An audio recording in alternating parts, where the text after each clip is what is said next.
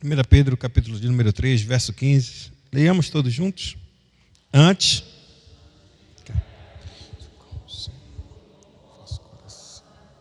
estando sempre preparados para responder todo aquele que pedir a razão da esperança que é em vós.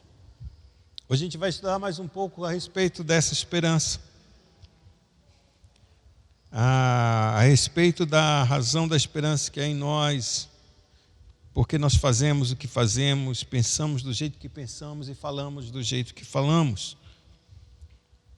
O resultado é claro e único somente por causa que santificamos a Cristo como Senhor em nosso coração. A gente está estudando a oração do Pai Nosso, do Catecismo, na pergunta de número 128. Ainda tem mais uma pergunta, que é o 129. Mas 128 diz assim: como termina a oração do Senhor?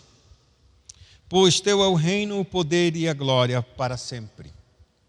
Quer dizer, tudo isso te pedimos porque tu queres e podes dar-nos todo o bem, pois és o nosso rei e tudo está em teu poder. Pedimos-te isso também para que não o nosso, mas o teu santo nome seja eternamente glorificado. Assim termina a oração do Pai Nosso. Pois teu é o reino, ou porque nós te pedimos o que te pedimos, porque teu é o reino. Nós te pedimos o que te pedimos, porque teu é o poder. E pedimos o que te pedimos, porque tua é a glória. Quando a gente começa a pensar nessa oração do Senhor, o final dela é uma doxologia, ou seja, é um brado de louvor ao Senhor, uma exaltação ao grande Deus. E ele diz: pois teu é o reino, ou seja, o lugar do teu domínio, do teu território, onde tu governas. A gente te pede, o que a gente te pede é porque tu governas todas as coisas. Teu é o reino. O reino não está estabelecido unicamente sobre a vida da igreja ou no coração daqueles que foram e nasceram de novo, da parte do seu espírito. Não, o reino de Deus avança a igreja. Como eu li, o reino de Deus é além da igreja, vai além da igreja. É por causa do reino de Deus que a igreja nasce. A igreja nasce por causa desse reino. E a diferença entre o reino e a igreja, existe uma coisa muito simples. A igreja foi dada as chaves do reino. Ou seja, ela é a que pode abrir e fechar o reino de Deus para todo aquele que vai vir a Cristo. Há igrejas que fecham o reino, como a Bíblia diz que os judeus muitas vezes fecharam a porta. Eles não entravam e não deixavam ninguém entrar. Ou seja, a chave que estava na mão deles, que era para iniciar e fazer com que cada pessoa na face dessa terra não conhecesse o Senhor, não conhecesse o Deus único e verdadeiro, eles não conseguiam fazer isso. Pelo contrário, eles colocavam tanta barreira que impediam que essa pessoa entrasse no reino de Deus. E aí Jesus ele diz claramente: vocês não entram e não deixam ninguém entrar. Quando Pedro é colocado exatamente a ti te dou as chaves do reino de Deus, ele está colocado exatamente como a pessoa pelo qual ele é o arauto de Deus. A igreja toda está testificada ou representada na pessoa de Cristo, em que as chaves do reino estão em nossas mãos. E o que são as chaves do reino? Lembra-se que quando Jesus é mostrado no livro de Apocalipse, é aquele que detém o quê? As chaves da morte e do inferno. Ele tem a chave de Davi, a chave da salvação, a chave que se abre e ninguém pode fechar. A chave que verdadeiramente ele abre uma porta e não tem ninguém que possa impedir que vai fechar ou impedir que ele abra. Nesse sentido, a igreja, exatamente quando ela começa a fazer as petições que Deus exige que ela faça, ela no final, quando Cristo ele vai dizer, porque teu é o reino, ele está dizendo exatamente isso. Pode pedir o que quiser, porque na área do meu domínio eu vou fazer. E não somente porque eu tenho um domínio em determinada região, em determinado ponto, é porque a mim pertence todo o poder. Então, quando Deus está nos mostrando que quando Cristo ele ora para nós, ora por nós e ora para que nós venhamos orar essa mesma oração. Cada uma das 7 petições que Deus está ou no caso que Cristo está trazendo para nós fazermos adiante de Deus, é porque o reino é dele. Porque não existe uma parte só na face dessa terra, ou deste mundo, deste universo, que não pertença a Deus, que não pertença a seu Cristo. E se não existe uma parte sequer nesse cosmo que não pertence a Deus, tudo que eu pedi faz parte desse reino. E a segunda coisa é que não é somente faz parte desse reino, a segunda coisa é que o poder é de Deus. Não há poder sobre mim, não há poder em você. Todo poder derivado na face dessa terra provém do próprio Senhor. Ninguém tem poder na face da terra em si mesmo, só o próprio Deus. E é esse Deus que tem todo o poder que eu posso pedir o que eu peço, ou o que Cristo pede que a gente peça, que seja capaz verdadeiramente de Ele trazer sobre nós, trazer à existência aquilo que ainda nem existe. Como diz o apóstolo Paulo, acreditou no Deus que traz existência, fala que existe quando essas coisas ainda nem existem. Esse é só como eu falei, o que faz Deus ser Deus é porque Ele pode fazer o que Ele quiser. O que faz de nós não sermos Deus, ou de qualquer outra criatura, ou de qualquer outro objeto, não ser Deus, é porque não é capaz de fazer tudo o que deseja. E como deseja, e quando quiser. Essa é a grande diferença entre o Criador e as criaturas. É a diferença de Ele ser Senhor, porque Ele é Senhor, porque não há ninguém que mande nele. Ele manda em todas as coisas. E aqui, quando o Cristo está nos ensinando a respeito da oração do Pai Nosso, e Ele não chega no final, numa parte de louvor e de adoração, Ele diz, porque teu é o reino, porque teu é o poder, e por final, porque tua é a glória. O resultado dessas três palavras muito preciosas é: todo o domínio está sobre Cristo. Não há uma parte nesse universo, seja material ou imaterial, ou seja, material ou espiritual, que Deus, por meio de Cristo Jesus, não tenha domínio e controle sobre tudo. A segunda coisa é que dele é o poder, e não somente tem esse território, mas ele governa com mão de ferro esse território. Nada passa despercebido aos olhos do Senhor. Tudo que acontece porque Ele quer que aconteça. Ainda que para nós seja uma coisa muito terrível a gente ver certas coisas e dizer, poxa, Deus podia ter evitado. Mas Ele não evita por causa do terceiro ponto também, porque tua é a glória. E aqui, quando a gente vai estudar, eu já estudei o reino, já estudei a respeito sobre o poder de Deus no domingo passado, e agora a gente vai estudar sobre a glória de Deus, e no final tem a última palavra que chama-se amém. Não é assim que Jesus termina? Porque teu reino, o poder e a glória, hoje e para sempre, amém. Antes que eu entre no amém, vamos olhar um pouco sobre a glória. Por que ele termina essa palavra chamada porque tua é a glória? Existe uma coisa que a gente tem que entender. Por que você nasceu, Rose?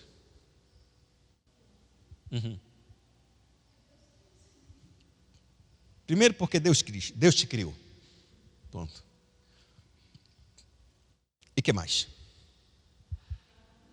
Para a glória de Deus. Tudo que Deus faz sempre será porque Ele quer, e sempre o que Ele quer sempre será para a sua glória. Então a gente não pode, como igreja, perder esse princípio único. Deus faz todas as coisas. Faz todas as coisas. E em tudo que Ele faz sempre será para a sua glória. Ele nunca faz uma coisa que é para denegrir sua glória. Ele nunca faz uma coisa para se depreciar. Talvez você e eu já fiz muitas vezes isso, e de vez em quando eu tenho a tolice de fazê-la novamente. E o que é que a gente faz?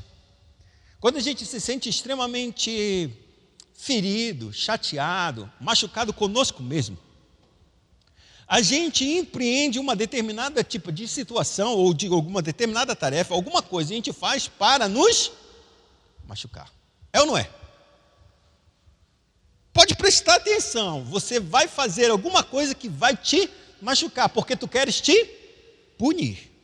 Porque de alguma maneira, em algum momento, em alguma situação, você percebeu que como se você não valesse nada, como se você estivesse assim muito para baixo. Então, para você não entrar para o nível pior de todas as coisas, que é tirar a tua vida, você implementa uma obra, uma tarefa, alguma coisa que você tem certeza que vai trazer o quê?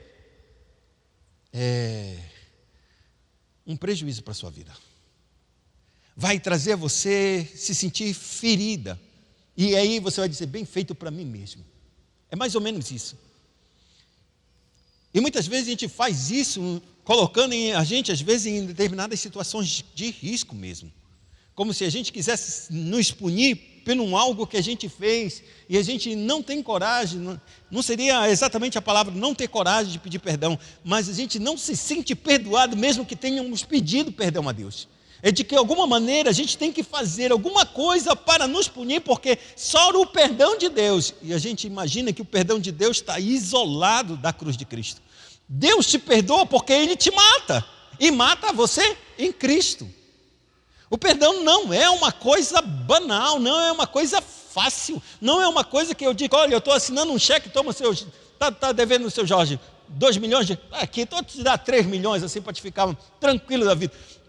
O perdão de Deus não é assim, amados. Não é porque a gente peca e pede perdão e a gente sente o perdão de Deus, está tudo certo, que é assim, não é assim. O perdão de Deus é matando o seu filho. Quando a gente começa a entender que o perdão é a morte do filho, a gente percebe que esse perdão não é isolado, não é uma palavra solta no vento. Como se dissesse, oi, irmã Nevinha, pisei no seu pé, desculpa. Ah, tá bom, está desculpado, você não percebeu. Não é uma desculpa. Não troque nunca uma desculpa pela palavra perdão. Nunca troque. Nunca faça isso. Porque perdão é um preço, é o Cristo morto. A cada pecado que eu cometo e eu vou até Deus pedir perdão, eu estou vendo, é o Cristo morto, crucificado por causa desse meu único pecado talvez. E é isso que a gente tem que entender para que a gente possa colocar Cristo na sua posição verdadeira e precisa como ela tem que ser. Cada pecado meu levou Cristo à morte. Não tem menos, não tem mais. É por isso que quando a gente for diante de Deus e pedir perdão, lembre-se, quando você for a Deus e pedir perdão, lembre-se da cruz. Porque é por meio dela que o perdão vem. Não vem por outro lugar. Todo pecado é ali que Deus pune, na cruz. E é por isso que a gente tem que ter temor de Deus, porque se a gente, como diz o autor de Hebreus, se a gente negligenciar essa cruz, se a gente não olhar de maneira correta para essa cruz, já não resta mais sacrifício pelos pecados. Se a gente despreza, não resta mais, não há mais nenhum tipo de sacrifício que possa levar a minha vida a ser perdoada por Deus. Não há. É por isso que quando a gente for e pedir perdão, a gente tem que olhar para a cruz, porque é o único meio pelo qual a gente não usa esse perdão de forma banal. Pois muito bem, se Cristo nos criou e Cristo nos criou para a sua glória, a gente entra num ponto muito sério para nossas vidas.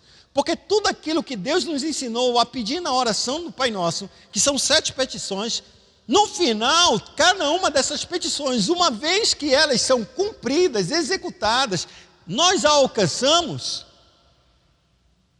vai glorificar a Deus. E aqui são 2 coisas que a gente tem que entender. Quando você recebe uma bênção, Deus está sendo glorificado. E por que Ele está sendo glorificado? Diz aí, Amanda. Quando tu recebe uma bênção, por que Deus está sendo glorificado? Não entendi. O mérito é todo dele. A gente vai chegar nesse ponto também. Mas por quê? Por que, Shirley?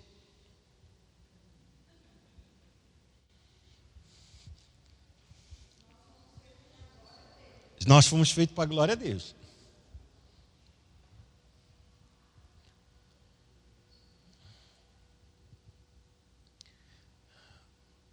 Vou ver o que eu posso fazer assim.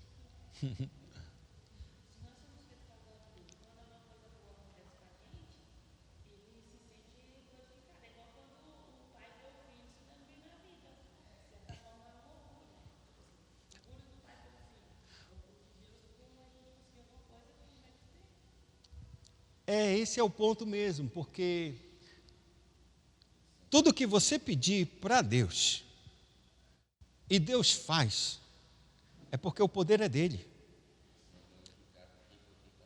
Foi feita a vontade dele. Foi isso que ele sempre quis. E aqui tem um detalhe, porque faz com que muitas vezes os feitos que nós fazemos, trazemos a glória para nós mesmos. Um talento muito grande, um talento excepcional, tipo de tocar, que chama muita atenção das pessoas. Um talento excepcional de cantar, diz, que voz bonita, que coisa linda. É Deus que me deu, mas na verdade Ele não está dizendo que é Deus. Ele está trazendo a glória para si. Assim, é uma obra que a gente faz, que a gente, puxa, que coisa bonita, para a glória de Deus. O que eu estou querendo dizer é que as coisas que vão acontecer só acontecem porque Deus quis acontecer. E quando Ele quis, Ele determina e Ele dá, como diz o apóstolo Paulo, Ele é que opera em vós tanto o querer quanto o realizar. Às vezes a Shirley tem um desejo muito grande de fazer uma determinada coisa. Vamos pensar. Falta a ela poder para realizar. Não tem certas coisas assim que, puxa. E às vezes tem até condições.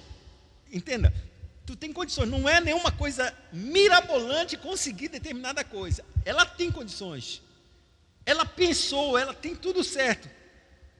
Mas ela não consegue fazer.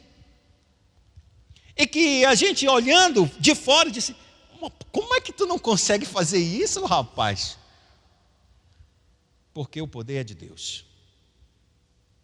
Ele te dá o poder de tu pensar nas coisas melhores dessa vida, mas também Ele te dá o poder de realizá-las. Às vezes Deus só dá para a gente uma capacidade, a capacidade de pensar na coisa boa, de achar que está tudo certo e não é isso que eu quero, pá! Mas a gente não consegue implementar aquilo.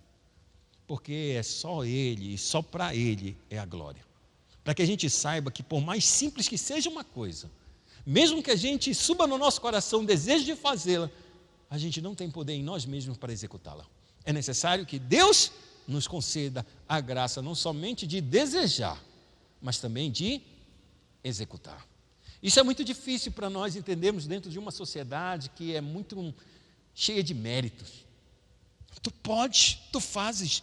Para com isso, sai desse lugar, sai dessa posição, sai das drogas, sai disso, sai desse comportamento. Parece que é um estalo, né? Aí eu decidi, eu vou fazer. É assim ou não é? A gente olha para o mundo só ensinando isso. Seja senhor da sua vida, tome as rédeas da sua vida, vai e faça, vai e conquiste. Já pensou que é só isso? Vai e seja o melhor jogador do futebol do mundo. É fácil.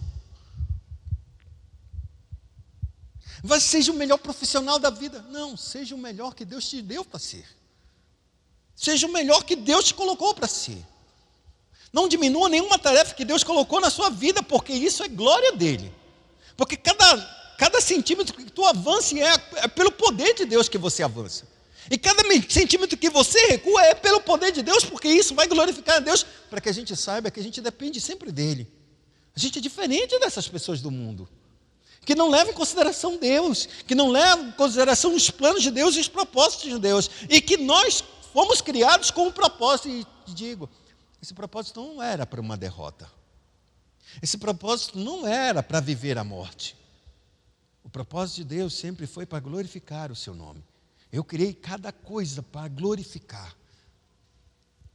E aqui são esses dois pontos que a gente deve trabalhar no nosso coração, porque tudo que Deus nos dá é para fazer o seu nome glorificado nessa terra.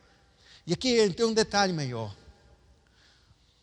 Quando Deus concede a nós, não, vou fazer o inverso.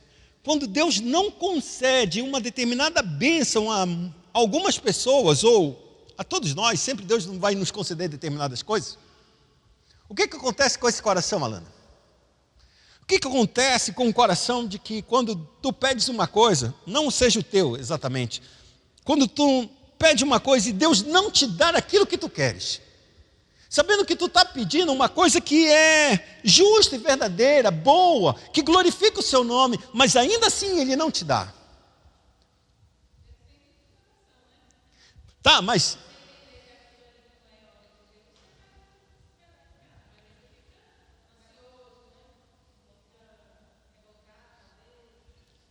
Aí você fica revoltada, vamos supor, a gente vai e a gente encontra muitas pessoas com Deus o quê?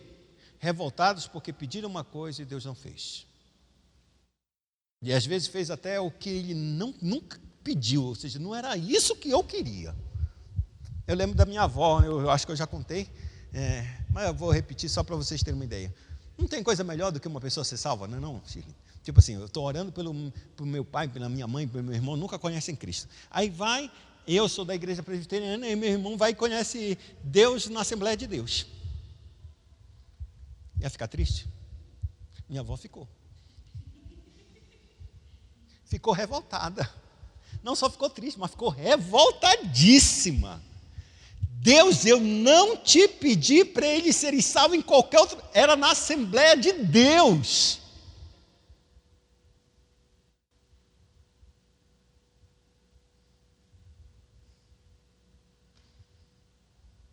Luta com uma senhora como essa.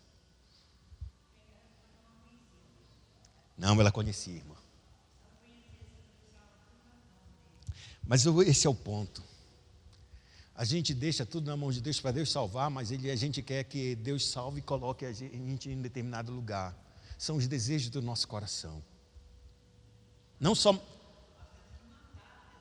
Sim, irmã, não concordo com a senhora. É por isso que eu estou dando o exemplo.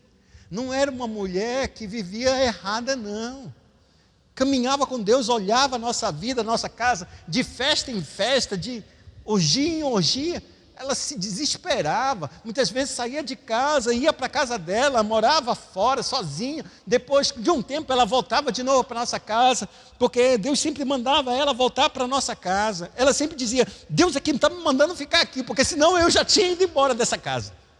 Até o dia em que Deus salvou a gente assim, 4 de uma vez. Que a transformação foi verdadeira nas nossas vidas. Acabou aquele antro de orgia dentro de casa, antro de bebedeira, de loucura dentro de casa. Se foi, não tinha mais. E minha avó ficava triste, porque a gente era da quadrangular. Ela só veio mudar o coração dela num dia de Natal, acho que foi Natal, ou Ano Novo, eu não lembro uma dessas 2 datas. Ela disse, não vou passar no Natal com vocês não, vocês vão para a quadrangular, eu quero ir para a Assembleia. Era para a gente, todo mundo ir para a Assembleia, passar a virada do ano. Era isso. Quando ela estava indo para a virada na Assembleia de Deus, uma bicicleta atropela ela. Uma bicicleta atropela ela. Ela quebra o fêmur, estava no hospital, a gente tem que ir no hospital, para onde ela vai passar? 1 ano? Em nossa casa. Ali Deus começa a tratar o coração dela para ela não viver a vida do jeito que ela quer. Tu não me pediste que eu salvasse a tua família? Está aí elas. Mas Senhor, eu não pedi na quadrangular. Sou eu que salvo. Te alegra com o que eu fiz. Aí ela começou a se alegrar com as nossas vidas, porque Deus salvou. O que eu estou querendo dizer é que muitas vezes as pessoas se irritam com o que recebem, não são capazes de agradecer ao Senhor. E às vezes, com o que recebe não é o suficiente, porque não foi tudo do jeito que ela queria que fosse. Mas foi, a essência do pedido foi. E não tem coisa melhor que quando a gente recebe uma dádiva de Deus, a gente pede e Deus nos dá. E quando Deus nos dá aquilo que a gente pede, a gente se alegra demais. Porque o resultado de Deus é que a gente se alegre nele. Quando Deus, Ele busca a nossa felicidade. Sabia disso? Deus busca a nossa felicidade. Ele sabe que a nossa felicidade só está nele. Por isso, tudo que Ele faz é para que a gente entenda que o nosso relacionamento com Deus é a coisa preciosa que nós temos. Que quando, só reparar, a Bíblia é muito clara, quando Jesus ele disse assim mesmo, o reino de Deus é como uma criança, irmão. Quem não se converter como uma criança não pode entrar no reino de Deus. Porque o reino de Deus é como tais, como essas crianças. Existe uma coisa muito séria na vida de uma criança. Uma criança nunca fica com raiva de um pai e de uma mãe depois de apanhar, irmão. Nunca fica. É impressionante. Se bate, ele vai para onde? Volta de novo para o pai e para a mãe, chorando, mas ele volta para o pai e para a mãe, amados. Como se eu bato em alguém, essa pessoa volta para mim. Se a pessoa, eu estou na rua, estou brigando com alguém, bato em alguém, essa pessoa vai voltar para mim pedindo que eu console ele. Se eu que bati. Está entendendo a lógica? Porque a criança entende exatamente que essa pessoa é a melhor pessoa que existe, ainda que ela tenha sido disciplinada, é a melhor pessoa que existe na face da terra. Não existe ninguém melhor do que o seu pai e sua mãe, que lhe protege, que lhe ama, lhe cuida, lhe faz tudo por ela. Não existe. Esse é o conceito que Deus tem para nossas vidas, mesmo que quando Ele nos discipline, a gente sempre volta para Ele, porque nele há vida, nele há amor, nele há graça, nele há perdão, nele há tudo, e a gente se alegra, porque quando Deus nos dá uma coisa, a gente sabe que estamos com Ele, e não tem coisa melhor do que realmente Deus ver a alegria do nosso coração por algo que Ele tem nos dado e prometeu nos dar, e tudo que a gente foi fazer foi pedir ao Senhor. Então, é bom a gente entender isso, para que a gente possa continuar na presença do Senhor de maneira que honre, de maneira que o agrade, de maneira que a gente possa ver Deus agir de todas as formas, de todos os meios para a sua glória e para o seu louvor. Se dele é a glória, então a gente tem que buscar cada coisa que a gente vier a fazer para glorificar o seu nome. Por isso, pense 2 vezes quando você estiver com raiva e queira desistir de andar mais uma milha. Espere, não desista, porque dele é o reino. Sabe o que é o reino? É um território pelo qual um rei governa. Me diz, aonde está, em qualquer lugar que esteja nessa face desse universo, alguma coisa que não está sob o reino de Deus, sob o controle de Deus, sob o domínio de Deus. Se tudo está sob o controle de Deus e sob o domínio de Deus, só porque as coisas não saem do jeito que você está querendo, só mostra que o reino que tu estás estabelecendo não tem domínio sobre todas as coisas. Não é verdade? Então há um ser maior e melhor do que nós, cuja sua ação, a sua esfera de ação, de atuação é infinitamente maior, em que aquilo em que eu não tenho domínio, Ele tem o domínio, eu posso esperar.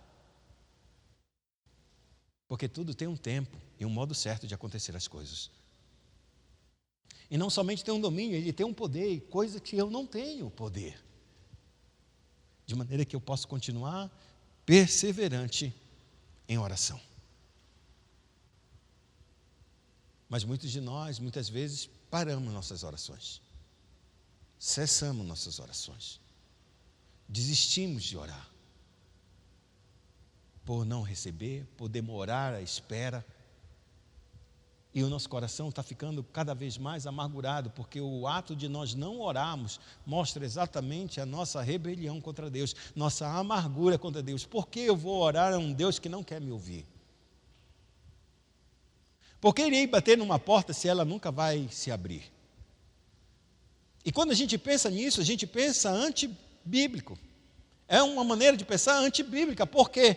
Porque o próprio Cristo disse, perseverem, orem, busquem, não diminuam, não esmureçam em oração, porque todo aquele que bate, a porta vai se abrir, todo aquele que pede, recebe, e o que busca, encontra.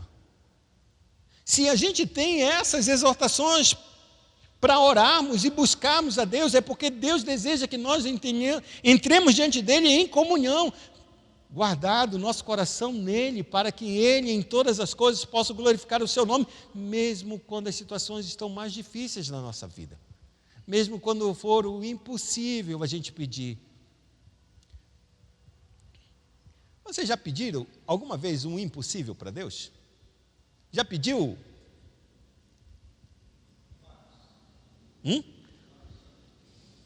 Marcos? Marcos. Não, mas não era teu, era da companheira. E Holanda? Já pediu um impossível? E ele fez? Fez. E tu, Marcos, já pediu um impossível para Deus?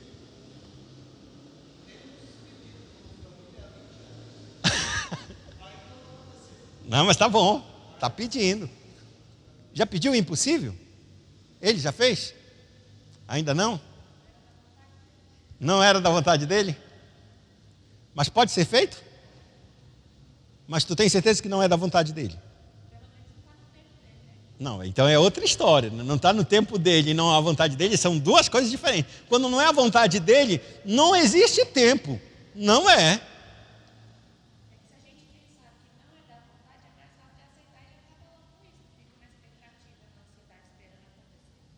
Então isso está errado na tua cabeça. Tipo assim, vamos supor que tu tenha raiva do Tito, do Tite. Não é teu pai não, vamos considerar. Não é teu pai não. Tu disseste, né? Não faz mais isso não. Mas não adianta, velho. Não adianta. É inato meu.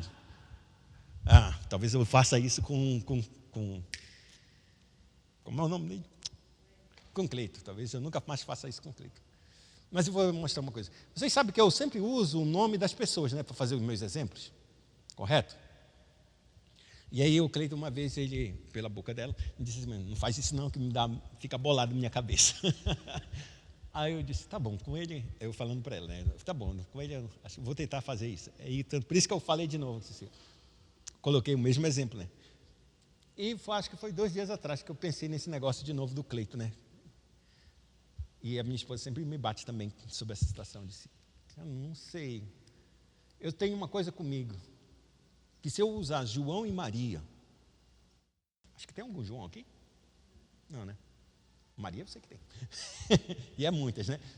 Mas se eu usar o nome João e Maria, quase sempre é exemplos assim. O João, Maria, José, não é verdade? O Pedro. Na maioria das vezes as pessoas vão colocar esse nome e vão pensar nunca nelas.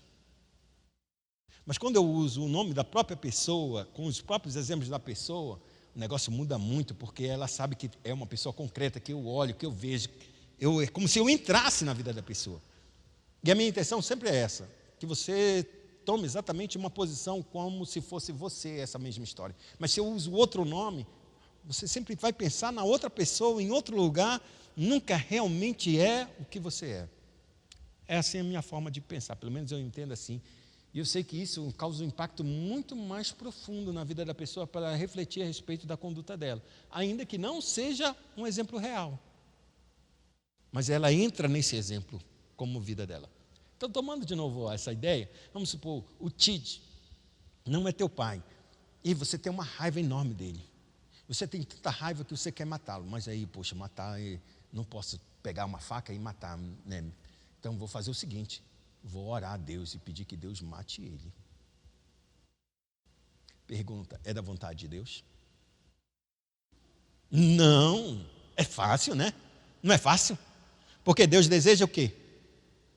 A morte do ímpio? Deus deseja a morte do ímpio, Amanda? Não, a Bíblia diz que Deus não tem prazer na morte do ímpio, antes que ele se converta e viva. Então Deus, a gente entende a vontade de Deus por causa das Escrituras. Deus não quer que um homem mau morra. E não quer. Ele quer que ele se converta. Então, quando a gente faz uma oração que não é da vontade de Deus, não importa o tempo. Não é da vontade, acabou. Se eu continuo orando isso, Deus nunca vai me dar, e quando Ele fizer uma determinada coisa, parecendo que Ele está respondendo a nossa oração, vamos supor que aí eu te sai, como eu já ouvi, ela fez a oração agora, te sai ali, é atropelado, pum, morreu. Oh Deus, que maravilha. Entende isso? Tu está entendendo de onde a gente está colocando essa nossa posição? Embora Deus tenha tirado a vida dessa pessoa, não foi por causa da oração dela, porque foi o dia que chegou dele. Só que ela coincidiu uma oração maligna com um evento que Deus determinou. E com isso, como é que fica o coração dessa pessoa? Então, para quem eu pedir para Deus matar, Deus me ouve e mata essa pessoa. O coração dela está todo torto, está todo enganado, ela não conhece a vida. O que eu estou querendo colocar é exatamente isso. Existem coisas que são impossíveis, não porque é impossível, porque Deus nunca vai fazer isso. Nunca vai fazer isso. Se Ele faz, não é por causa dessa oração, é por outras razões que Deus determinou que Ele assim fizesse. Não por causa da gente. Não porque eu orei e Deus fez. Não existe isso. Tá? Mas existem impossíveis, tipo o mar vermelho se abrir. Há algum pecado em um mar vermelho se abrir? Vai passar o povo todo, então é bom. E se o Rio Jordão abrir também? Passou um homem só, no caso 2 homens, Elias e Eliseu. Na volta, onde está o Deus de Elias? Jogou a capa, o rio se abriu e só Eliseu passou. Pô, Deus, tu está abrindo o rio para uma pessoa. Tá certo, tu abrir um rio para uma multidão de pessoas, em que um exército está lá para matar, mar vermelho, beleza, é tranquilo. É lógico isso, tu fazer um milagre como esse, um impossível. Mas para uma pessoa, só para passar, só para atravessar, só para ir para o outro lado, porque ele não pegou uma jangada. Me diz qual é o propósito de Deus abrir um rio só para um homem entrar do outro lado, se ele pode pegar uma jangada. Ele não está fugindo dos inimigos, ele não está sendo perseguido por ninguém. E o pior, está indo com um. Agora, quando o outro está voltando, Deus, cadê tu? Mostra o Deus de Elias para mim. Abriu-se um mar, Eliseu passa sozinho. É impossível ou não é abrir um rio? Não é? É. Assim como um mar vermelho. Mas tanto um quanto o outro, não há restrições para Deus agir. Porque nisso não é contra a vontade dele. Pode ser o tempo dele, que não seja verdadeiro, que não seja pronto aquilo e aquela hora. Mas não há nada que abone contra aquilo Deus fazer ou não para nós. E aqui eu estou querendo colocar exatamente isso. Quando Deus te pede, quando tu coloca num coração para pedir uma coisa que é impossível, ou seja, que só Deus pode fazer, o que Deus espera é que você fique firme.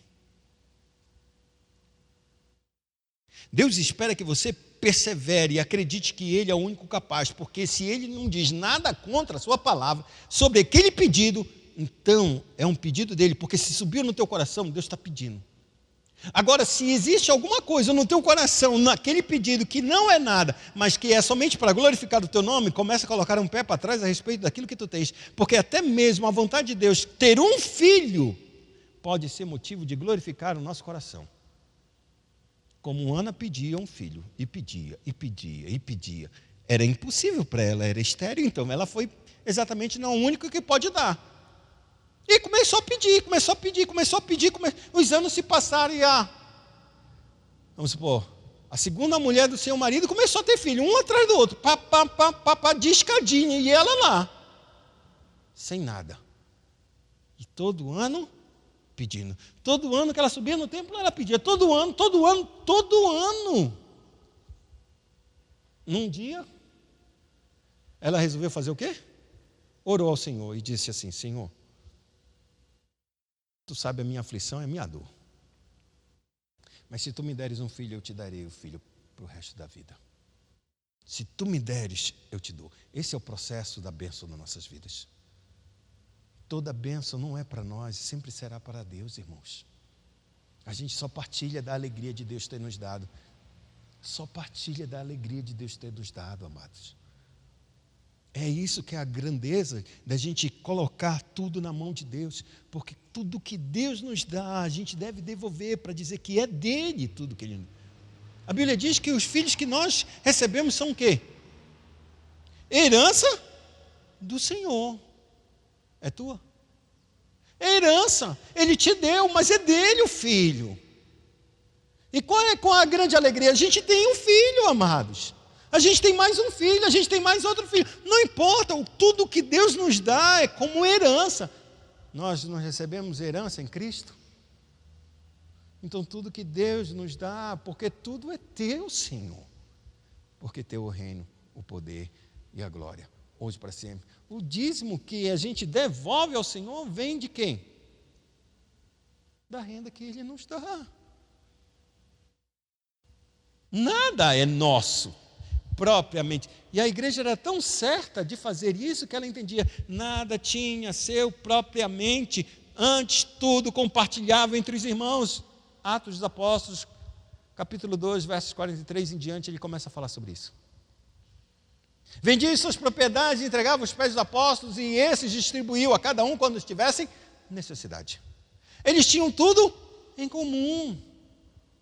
O que Deus está nos dizendo é exatamente que a igreja entendeu que tudo era do Senhor. Se tudo era dele, eu não tenho porquê de ficar retendo aquilo que não é meu, amados. Porque parte daquilo que eu tenho é para mim, mas é para outros também. Ou o filho só é para você? É só para você? Não é. O talento e o dom que Deus te deu é só para você? Vamos supor, o Tito aí. Eu não sei muito bem qual é a profissão do Tito, não, porque ele faz um bocado de coisa. Deixa eu ver. Vou usar a parte mais que os jovens conhecem. Negócio de futebol, né? Entender esse negócio aí, desse ramo. Aí pega o time e começa a treinar. Tudo que ele tem, a capacidade que ele tem para treinar, para ensinar, para mostrar onde são os caminhos, qual é o melhor lugar, como fazer um contrato, todas essas coisas estão na mente dele. Serve só para ele.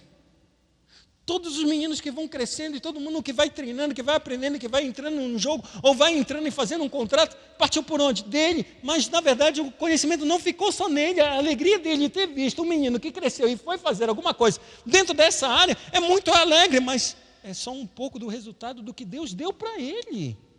A dimensão dessa bênção, do talento que Deus colocou, ela é revertida e reverbera em muitas vidas, amados. Assim é cada um dos nossos talentos que nós temos, seja como professora, seja como enfermeira, não importa. Ela conhece tanto da parte da medicina, tanto do conhecimento médico, te cura. Ela tem que precisar de outro, amado. Que coisa louca é essa? Por quê? Porque o fim não é nosso, sempre será para a glória de Deus. Tudo que Deus nos dá sempre será, na maioria das vezes, para os outros, muito pouco para nós. Muito pouco para nós. O que nós temos é a satisfação de ter contribuído com alguma coisa nessa jornada. Essa é a alegria, de que o meu trabalho foi útil, porque eu estou vendo o fruto dele. Mas esse fruto mesmo, especificamente, se traduz na vida das outras pessoas do que na minha. O que tem na minha só é a alegria de ter feito alguma coisa. Mas o fruto, o resultado mesmo, tipo assim, eu estou ensinando ele, vou pegar o título, ensinando o menino a jogar futebol. Quando o menino aprende os fundamentos, que maravilha. A alegria dele, de quê? Eu consegui meu trabalho. Mas o fruto do trabalho, de fato, é o menino. Antes ele não sabia chutar, agora sabe. É ou não é? O resultado prático da teoria está na pessoa em que ele ministrou. Assim como em cada um dos eventos que a gente faz na nossa vida. Cada um dos detalhes que a gente é capaz de fazer para a vida de outra pessoa, aqui está a nossa alegria e aqui está também a glória de Deus. Eu te criei para um propósito, e o propósito é glorificar o meu nome. Toda vez que as obras são feitas em Deus, o nome do Senhor sempre será glorificado. E por isso, teu é o reino, teu é o poder, tua é a glória para sempre.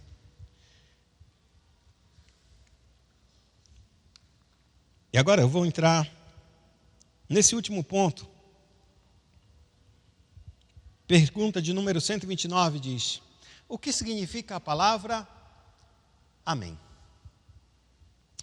Resposta: amém quer dizer, é verdadeiro e certo. Pois Deus atende a minha oração com muito mais certeza do que o desejo que eu sinto no coração de ser ouvido por Ele. Abra sua Bíblia aí, 1 Coríntios, capítulo 1, verso 20. Segundo Epístola aos Coríntios, capítulo de número 1, verso de número 20.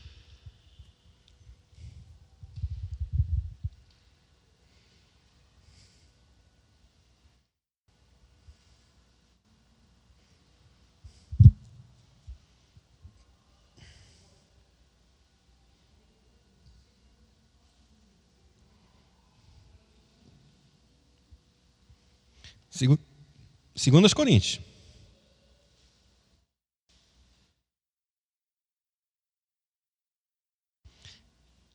Capítulo 1, verso de número 20 diz assim: porque quantas são as promessas de Deus, tantas tem nele o sim, porquanto também por ele é o amém para a glória de Deus, por intermédio nosso. Porque quantas são as promessas de Deus, e são muitas, tantas tem nele o sim. Nele quem? Quem é esse nele? Quem é, Shirley? Porque quantas são as promessas de Deus, tantas tem nele o sim. Porquanto também por ele é o amém para a glória de Deus, por nosso intermédio. Quem é ele? Jesus Cristo. Jesus Cristo. Agora abra 2 Timóteo, capítulo número 2. Verso de número 13.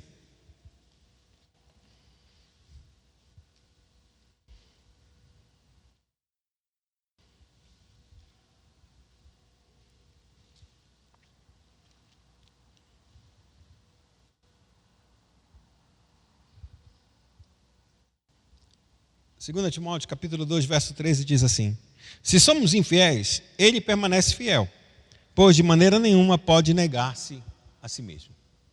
Se somos infiéis, Deus não vai mudar. Ah, tu é infiel, eu também vou ser infiel. De forma alguma. Ele vai permanecer fiel. Porque ele não pode, de maneira nenhuma, negar-se a si mesmo. Ou seja, o que ele prometeu, ele vai cumprir. Não importa se a gente vai falhar, vai errar. Se eu te prometi, eu vou te dar. É por isso que é uma coisa que eu gosto do texto de Paulo, que ele vai dizer assim mesmo: os dons e a vocação de Deus são sem arrependimento. São irrevogáveis. Os dons e a vocação de Deus são irrevogáveis, são sem arrependimento. O que eu dei, eu não volto atrás. O que eu prometi, eu não vou deixar de cumprir. Eu fiz e agora vai fazer. Não tem como voltar atrás. Se não será por você, será por outro que virá de você. Mas que eu prometi vai se cumprir, vai se cumprir. E aqui, quando a gente começa a estudar a respeito do amém, existe também uma tradução, ou duas traduções a respeito desse amém. A primeira é: assim seja, e assim será. Assim seja, e assim será. No Novo Testamento, a palavra amém, muitas vezes Jesus usava, que ela é nossa tradução para o livro de João, ou o livro de Lucas também diz, ele sempre diz: em verdade, e em verdade vos digo, amém e amém. Sempre quando Cristo queria dar uma ênfase em algum ponto, ele usava essa palavra amém para dizer e chamar a atenção a nós que isso é tão sério, tão certo e tão verdadeiro, que é assim que vai acontecer. Em verdade vos digo, quem não nascer da água e do Espírito não pode entrar no reino. Tão certa e verdadeira é essa palavra que, se tu não prestares atenção, tu não podes entrar no reino. E o que é que eu não posso? Se tu não nascer da água e do Espírito, não tem como. É certo e verdadeiro. Mas essa é uma forma de a gente ver a palavra amém no início das frases. Eu sei que todas as vezes eu também faço isso. Você sabia que as nossas orações, elas sempre terminam com o quê? Amém. Mas sabe que nas Escrituras Sagradas as orações nunca terminam com amém?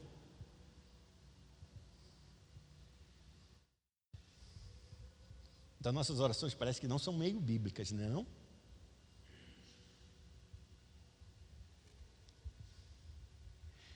Nenhuma oração nas Sagradas Escrituras foi terminada com amém.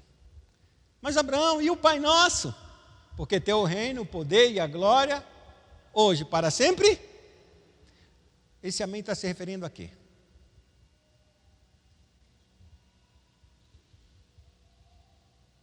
à glória de Deus, ao poder de Deus, ao reino de Deus. Essa frase final, o amém, está referendando somente o louvor a Deus. Abra sua Bíblia aí, livro de Salmos.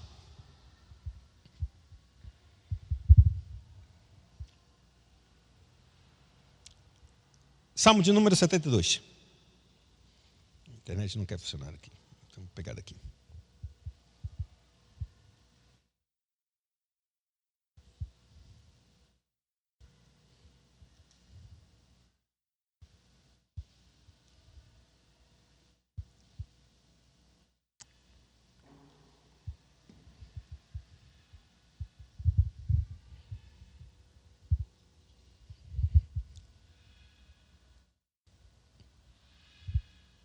Verso de número 17, Salmo de número 72, a partir do verso 17 diz assim: subsista para sempre o seu nome, e prospere enquanto resplandecer o sol. Nele sejam abençoados todos os homens, e as nações lhe chamem bem-aventurado. Bendito seja o Senhor Deus, o Deus de Israel, que só Ele opera prodígios. Bendito para sempre o seu glorioso nome, e da sua glória se encha toda a terra. Amém e amém. Existem algumas coisas que a gente tem que entender a respeito desse amém, que é importante, ou o uso dele, para nós colocarmos de maneira mais clara e verdadeira a respeito disso. A primeira coisa que a gente tem que entender que é a respeito de como Deus é usado, a primeira, tanto no Antigo Testamento quanto no Novo Testamento, é a aceitação de uma expressão de maldição. Ou seja, quando Deus declarava uma palavra de maldição, a igreja tinha que responder: amém. Quando era uma palavra de maldição, a igreja tinha que dizer: amém. Bora ver esse texto.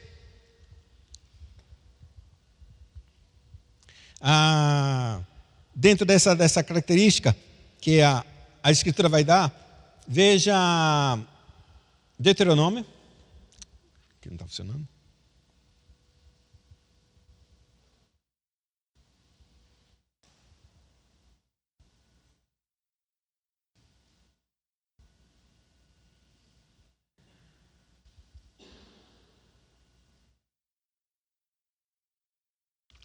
Capítulo de número 29.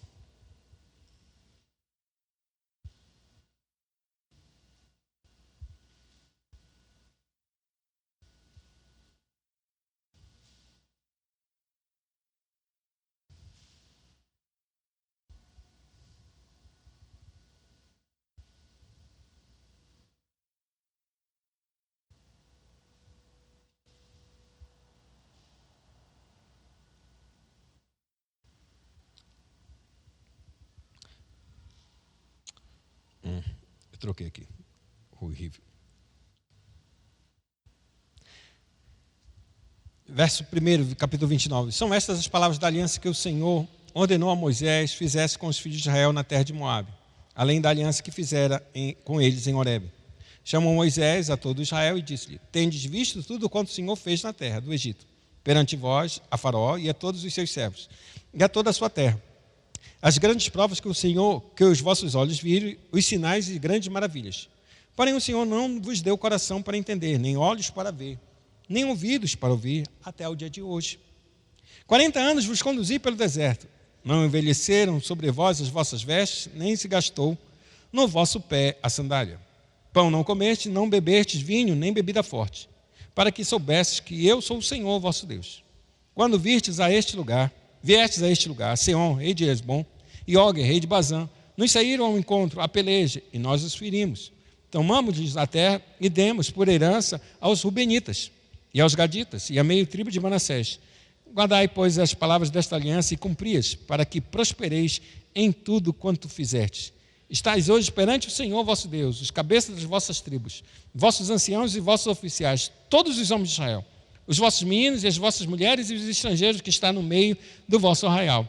desde o vosso rachador de lenha até o vosso tirador de água, para que entres na aliança do Senhor teu Deus e no juramento que hoje o Senhor teu Deus faz contigo, para que hoje te estabeleça por seu povo e ele te seja por Deus, como te tem prometido, como jurou a teus pais, Abraão, Isaque e Jacó. Não é somente convosco que faço esta aliança e este juramento, porém com aquele que hoje aqui está conosco perante o Senhor nosso Deus, e também com aquele que não está aqui hoje conosco. Porque vós sabeis como habitamos na terra do Egito e como passamos no meio das nações pelas quais vierdes a passar. Vistes as suas abominações e os seus ídolos, feitos de madeira e de pedra, bem como vistes a prata e o ouro que havia entre elas. Para que entre vós não haja homem, nem mulher, nem família, nem tribo, cujo coração hoje se desvie do Senhor nosso Deus, e vá servir aos deuses dessas nações, para que não haja entre vós raiz que produza erva venenosa e amarga. Ninguém que, ouvindo as palavras desta maldição, se abençoe no seu íntimo, dizendo: terei paz, ainda que ande na perversidade do meu coração, para acrescentar a sede à bebedice. O Senhor não lhe quererá perdoar, antes fumegará a ira do Senhor e o seu zelo sobre tal homem, e toda a maldição escrita neste livro jazerá sobre ele, e o Senhor lhe apagará do nome de debaixo do céu. O Senhor separará de todas as tribos de Israel para a calamidade, segundo todas as maldições da aliança escrita neste livro da lei.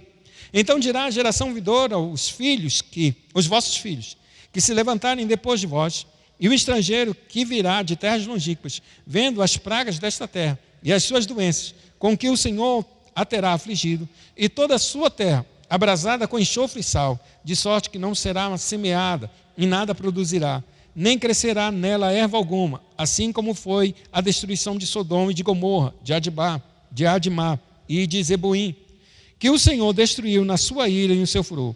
Isto é, todas as nações dirão: por que fez o Senhor assim com esta terra? Qual foi a causa do furor da tamanha ira? Então se dirá: porque desprezaram a aliança que o Senhor, Deus de seus pais, fez com eles, quando os tirou do Egito. E se foram, e serviram a outros deuses, e os adoraram, deuses que não conheceram e que ele não lhes havia designado. Pelo que a ira do Senhor se acendeu contra esta terra, trazendo sobre ela toda a maldição que está escrita neste livro. O Senhor os arrancou com ira de sua terra, mas também com indignação e grande furor, e os lançou para outra terra, como hoje se vê. As coisas encobertas pertencem ao Senhor nosso Deus, porém as reveladas pertencem a nós e aos nossos filhos para sempre, para que cumpramos todas as palavras desta lei. Capítulo de número 30. Quando, pois, todas estas coisas vierem sobre ti, a bênção e a maldição que pus diante de ti, se te recordares delas entre todas as nações para onde te lançar o Senhor teu Deus, e tornares ao Senhor teu Deus, tu e teus filhos, de todo o teu coração, de toda a tua alma, e deres ouvidos à sua voz, segundo tudo o que hoje te ordeno, então o Senhor teu Deus mudará a tua sorte, se compadecerá de ti, e te ajuntará de novo de todos os povos entre os quais te havia espalhado o Senhor teu Deus, ainda que os desterrados estejam para a extremidade dos céus. Desde aí te ajuntará o Senhor teu Deus, e te tomará de lá. O Senhor teu Deus te introduzirá na terra que teus pais possuíram, e a possuirás, e te fará bem, e te multiplicará mais do que a teus pais. O Senhor teu Deus circuncidará o teu coração e o coração de tua descendência, para amares o Senhor teu Deus de todo o coração, de toda a tua alma, para que vivas. O Senhor teu Deus porá todas estas maldições sobre teus inimigos e sobre os teus aborrecedores que te perseguiram. De novo, pois, darás ouvidos à voz do Senhor, cumprirás todos os seus mandamentos que hoje te ordeno. O Senhor teu Deus te dará abundância em toda a obra das tuas mãos, no fruto do teu ventre, no fruto dos teus animais e no fruto da tua terra, e te beneficiará, porquanto o Senhor tornará a exultar em ti, para te fazer bem, como exultou em teus pais, se deres ouvidos à voz do Senhor teu Deus, guardando os seus mandamentos e os seus estatutos, escritos neste livro da lei. Se te converteres ao Senhor teu Deus de todo o teu coração, de toda a tua alma, porque este mandamento que hoje te ordeno não é demasiadamente difícil, nem está longe de ti, não está nos céus, para dizeres: quem subirá por nós aos céus, que nos traga e não o faça ouvir, para que o cumpramos. nem está além do mar, para dizeres: quem passará por nós além do mar, que não o traga e não o faça ouvir, para que o cumpramos. Pois esta palavra está muito perto de ti, na tua boca e no teu coração, para que cumpras. O verso de 15, ele termina dizendo: vê que proponho hoje a vida e o bem, a morte e o mal. Se guardares o mandamento que hoje te ordeno, que ames o Senhor teu Deus, ande nos seus caminhos e guarde os seus mandamentos, os seus estatutos e os seus juízes, então viverás e te multiplicarás. O Senhor teu Deus te abençoará na terra qual passas para possuí-la. Porém, se o teu coração se desviar e não quiseres dar ouvidos, e fores seduzidos e te inclinares a outros deuses e os servires, então hoje te declaro que certamente perecerás. Não permanecerás ao longo tempo na terra a qual vais passando o Jordão para possuíres. Os céus e a terra tomo hoje contra ti, que te propus a vida e a morte, a bênção e a maldição. Escolhe, pois, a vida para que vivas, tu e a tua descendência, amando o Senhor teu Deus, dando ouvidos à sua voz, apegando-te a Ele, pois disto depende a tua vida e a tua longevidade, para que habites na terra que o Senhor, sob juramento, prometeu dar a teus pais, Abraão, Isaque e Jacó. Quando ele termina de falar a respeito de todas essas coisas, Deus colocou Moisés no monte Ebal e proferiu essa maldição. E então o povo teve que dizer: amém. O que eu estou querendo dizer com isso e por que eu estou usando essa palavra? Porque se alguém te elogiar, vamos pegar aqui a Lili, se alguém te elogiar, Lili, ô Lili, tu é uma pessoa muito especial, uma pessoa boa, tuas obras, tua voz é tão bonita, o que tu vai dizer? É para o Senhor. Tu vai dizer um amém? Tu irias dizer amém? Obrigado, no máximo dos máximos, obrigado, mas foi o Senhor que nos deu. Você vai dizer um amém? Assim seja, não é isso? Entende? Porque quando a gente pede alguma coisa, a gente não pode dizer um amém, porque a gente está pedindo para nós mesmos. É como se alguma coisa que a gente quer, e por isso a gente está dizendo um amém. Mas quando o Pai Nosso, ele termina com um amém, ele não está terminando um amém por causa da oração, ele está dando um amém por causa da glória de Deus, porque teu reino, o poder e a glória para sempre. Amém. Abra sua Bíblia para mim encerrar esse outro texto. Abra o livro de Romanos, capítulo de número 11.